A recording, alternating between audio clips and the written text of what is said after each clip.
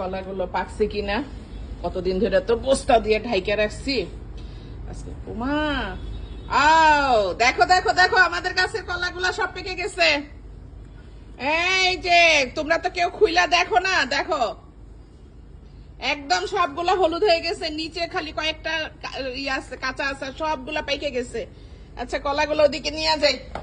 মাশাল্লাহ মাশাল্লাহ, সবগুলা কলা কিভাবে পাইকে গেছে দেখছেন, বস্তা দিয়ে ঢাইকে রাখছিলাম, গাছের থেকে আইনার সাথে সাথে। মাশাল্লাহ, অনেকগুলো কলা দেখছেন চতুর্পাশে। এগুলো তো মনে হয় সবরি কলা, তাই না? হ্যাঁ সবরি কলা, এটা চিনতে পারছি, কিন্তু সেদিনের কলা চিনতে পারিনি, আজকেরটা চিনা ফেলাইছি। মাশাল্লাহ, এখন কলাগুলো সব কেটে সব ভাগ করে দিয়ে দেওয়া হবে, কারণ এতগুলো পাকা কলা বাসায় রাখলে আরো নষ্ট হয়ে যাবে। সব দিলে সবাই খুশি হবে, সবাই খেয়েও মজা পাবে। তো এই যে এখন কেটে ফেলবো সবগুলা। কলাগুলো সব কেটে ফেলছে, এই যে সবগুলো কলা এখন দেখেন কাটে কেটে নিয়ে আসতেছে।